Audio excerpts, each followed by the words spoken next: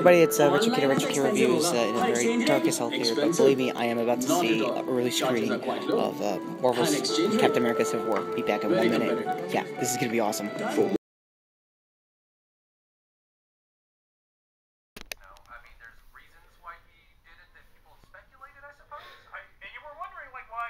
Really, Sage? Really? Because you know what? I got something to say. Hey everybody, it's Retrokid at Retrokid Reviews, and guess what I saw on an early screening as it is recording yesterday? It's Marvel Civil War time. Be back in 1 minute, because, it's time. Later, dude. So yeah, it's finally happened. I have seen Marvel Civil War, or Captain America Civil War since we're talking MCU. And as always, my hair is always at a place with these shots, so let's fix that once and for all of the many things. I still can't believe that this storyline is happening. Also, yeah, Sage apparently had a really crappy audience, card to his vlog and the whole thing. Yeah, it turns out the LA crowd had a lot more fun with it than apparently I thought. So yeah, rules of the road. I'm recording this on Friday, the actual opening day of Civil War, and I saw it yesterday on an early screening. Technically it was like a 7:30 showing, which is the closest to early my town's ever gonna get. So your mileage may vary what you count as early, because leading up to this movie, America has gotten some early access releases. It wasn't really that kind of big deal in prior Marvel Cinematic Universe movies. Most of those cases were like, oh, we have a certain family member that's never gonna see these movies ever again kind of deal, or we're dying. Basic charity kind of cases like that. Here it's like, it's Captain America. We kind of made this a really big deal out of surprisingly nowhere. Also, turns out with the Russo brothers, they have heard of this thing we call the internet, because again, I guess card to very later on in this video of them trying to talk to the Honest Trailer guys that we wanted to make our movies Honest Trailer proof, so they are very much aware of the following Honest Trailers, probably Cinema Sins, and I guess in this case me. So the Russo brothers, hey, what's up? I like your movie. Before we go any further, I'm not that big of a dick. So yeah, rules of the road out of the way. What do I think of the movie? First off, let me fix my freaking shot. Sorry, it's pretty much been my 2016, the year of getting my freaking hair in the right shot.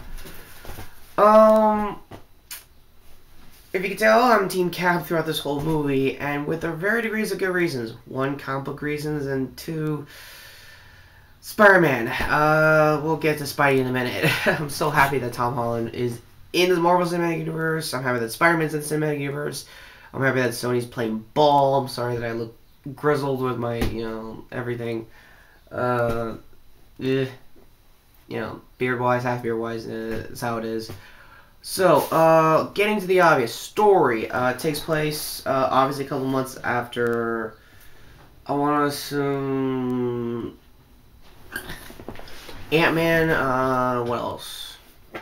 6 months down the road, the Avengers Academy is doing pretty good, having successful missions here and there, and if you know the Civil War book like me, a lot of people are getting a little nervous of how good the Avengers can do, even on slip-ups like Sokovia, then prior big fights in the MCU like New York, and again the trailers have pretty much explained this pretty well. Except in the movie, there was another incident, spoilers in case you don't want to know the country, but it's pretty early on in the first act, so you're going to know eventually. It's in a Wakandan nation, which is where Black Panther pretty much shows how their explanation to getting Black Panther's entire mythos and story in. Will I see Black Panther? Yes, just in case anybody wants to know off the ground. A lot of movies to say, am I going to see this? So that's going to be a big thing throughout this vlog. Anyway, they're basically chasing Crossbones, Frank Grillo's character, Bones from Winter Soldier. I really wished Bones had more time, because he was the most mid-level good kind of boss, because if you know the books, not really much of a spoiler here because they didn't really pull this off. He was kind of a trigger man to killing off a specific character. More on that later down the road in my final scores. Having said that, with a fight scene between him and Cap, it looked like a really good rematch kind of thing on the action scene, which was not bad. But it gives a good crucial detail early on. Like, I know where Bucky is. And he's like, what? And then he tries to suicide vest the whole thing, and it led to an international incident, which is where everybody came in explaining, yeah, this is kind of what's going on here. Exposition-wise, it's like, sign this deal or lose the Avengers. Which is where Thunderbolt Ross from the Incredible Hulk movies came in. The thing is, Ross doesn't really get that much screen time. I thought he would have had a bigger presence since he's more related to the Hulk. And there's still a good MCU explanation to why Hulk's not around. He's still missing since Ultron, for the few like me that kind of still like Age of Ultron. And as for Thor, he's not in this movie because, again, the explanation there is that he's still looking for more things to do for Ragnarok. More importantly, I think Infinity Stones related for, I guess, Infinity War when that comes down the road. So more of those kinds of storylines will be shaping up there. So that finally explains why the two of them are not there. Hulk is missing, and Thor's out and about trying to fix the galaxy. So that's kind of why they're not there. So, who would basically put Cap and Iron Man in the same room? Baron Zemo. Baron Zemo is a guy who is from the Hydra ranks in the books. Here, he's kind of an ex-military soldier from Sokovia, from the country they were used. The fictional country I think they used. Correct me if I'm wrong if it's real or not. I hope it's not real. Because I might... just in case I'm pissing anybody off, comments down below. Yeah. In Age of Ultron, who basically said, I'm gonna basically make the two of them fight each other. Now, if it was comic Zemo, he would have a history and a family legacy of people who are from Hydra and actually have a plan to do this. He figured this all out and tried to take down the Avengers over the course of a year. In essence, if you're like pissed enough, I could kind of see that. Again, jumping ahead, we'll get more onto the plot later.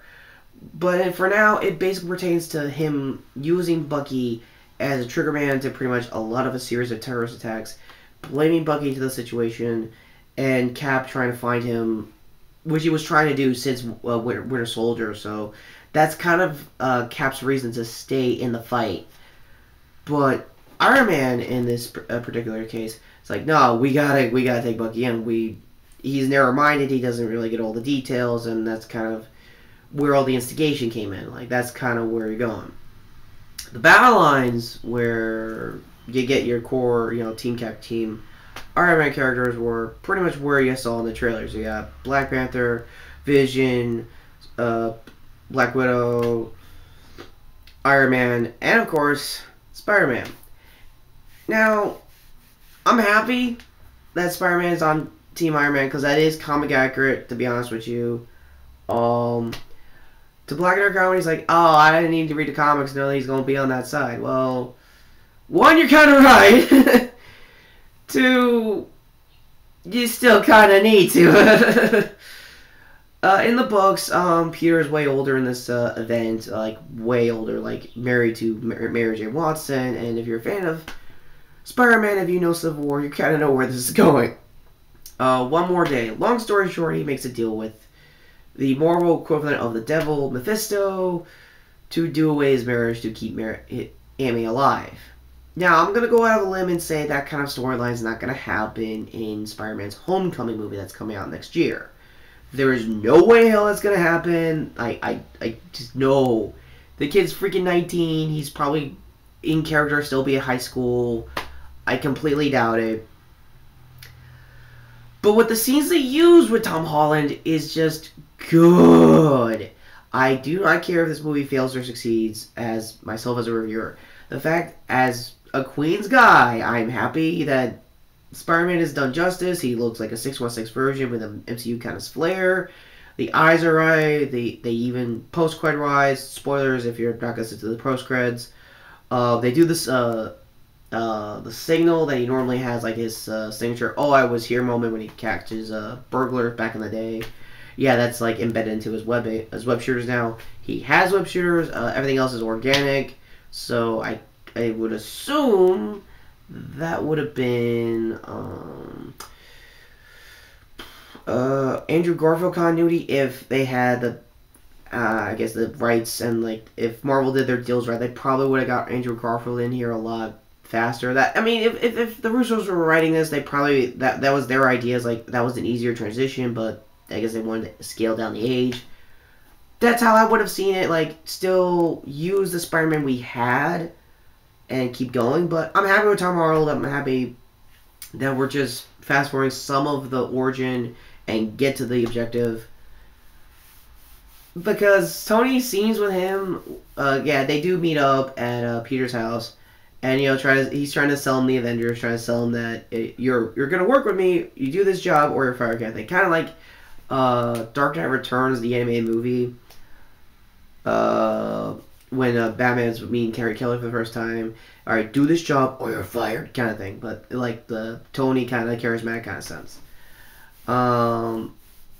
Spider-Man did have a good job, like doing his wisecracks and all that. It was not bad. It was perfect, and what little footage you saw in the trailers with him with the metal arm blocking, it's that and more to the nth degree. I won't spoil some of the jokes because it's better seen than heard. So yeah, back on with Bucky's end of the plot. The whole idea why Zemo wants Bucky is basically because he wants to recontrol him to basically, as he's being noticed, restart the Civil War, start this whole Civil War. He also found out during his research that there was a bunch of Winter Soldiers just like him. Thing is, I'm gonna shoot you all. Don't really want that. No. It's a long, complicated plot, but I think that was a good detail because that's how the nth degree that Zemo can go. But because it's MCU, they didn't really establish him well. I would have loved to see him have a pseudo kind of comic accurate kind of costume. Would have been okay there, but this is kind of, I hate to admit it, the common problem with most later on down the road comic villains that isn't Loki.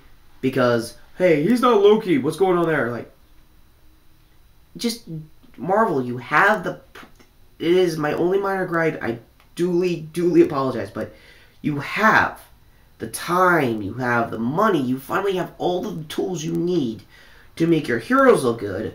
Why can't you do the same thing with your villains? And you did with Ultron, and apparently everyone's like, oh, he's not Loki. Just get past that stereotype and you will be just fine. Because Zemo was just there. He had the trimmings. I researched everything. It's like, okay, he's got a good influence. He could, by all accounts, restart Hydra like nobody's business. And that could lead into future MCU Captain America related movies, but I don't know. Battery's running out, but Ant-Man was good. Everybody was good. Final fights were great. They did do Civil War moves, like shield ups for Cap, and I really wanted a longer solo fight with Tony and Cap. Kind of like that a lot of, not just a stop motion fight I've seen for years, but a lot of fan film fights over the years, and probably Photoshops that you probably even Google searched at one point in your life. So yeah, spoilers aside, it's still a good movie.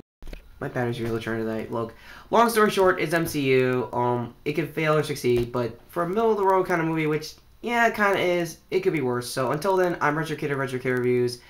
Like and subscribe if you think this is a very sporadic review, which it kind of is. I'm trying to keep it as spoiler-free as I can because it's still the first couple of weeks into the movie, probably on my top 10. Explain it a little more. So till then, take care and later. Hey everyone, I'm Spider-Man, and yeah, why am I in the suit again, Tony? And hope you all enjoyed free comic book day yesterday. Till then, I got Spider stuff to do later, and Sony, you had it coming. What the hell? Dave from the channel, and yeah, free comic book day, guys. It was yesterday. I hope you got some comics, like, for real.